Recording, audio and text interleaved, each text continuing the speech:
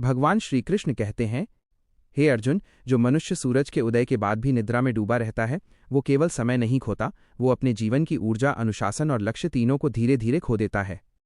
अर्जुन, प्रकृति का नियम देखो।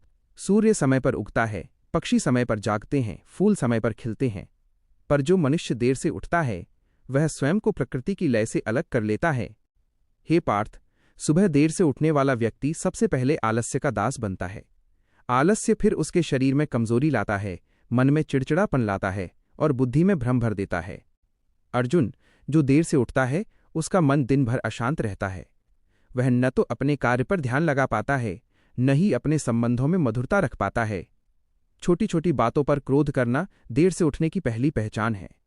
हे धनुर्धर, सुबह की शांत वेला में जो शक्ति है, वो पूरे दिन में कहीं नहीं मिलती। जो उस समय सोता रहता है, वह अपने भाग्य को स्वयं सोने के लिए मजबूर कर देता है। अर्जुन, देर से उठने वाला व्यक्ति हमेशा कल पर निर्भर रहता है।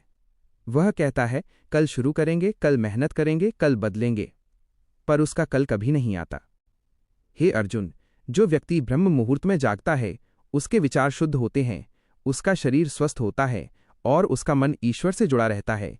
पर जो देर से उठता है, वो दिन की शुरुआत ही हड़बड़ी, तनाव और पछतावे से करता है। ऐसा जीवन धीरे धीरे आत्मविश्वास को खा जाता है। अर्जुन, मैं तुमसे ये नहीं कहता कि केवल जल्दी उठने से ही सफलता मिलेगी, पर यह अवश्य कहता हूं कि देर से उठना निश्चित रूप से असफलता की ओर ले जाता है। हे पार्थ, जो सुबह उठकर अपने कर्तव्य को स्मरण करता है, अपने लक्ष्य को याद करता है और अपने मन को अनुशासन में रखता है, वही सच्चा योद्धा है। इसलिए अर्जुन, यदि जीवन में परिवर्तन चाहते हो तो सबसे पहले अपनी सुबह को बदलो। सूर्य से पहले जागो, अपने मन को शांत करो, अपने कर्म को पवित्र बनाओ। याद रखो, जो सुबह को जीत लेता है, वो पूरा जीवन जीत लेता है। तो प्रेम से बोलिए, राधे राधे।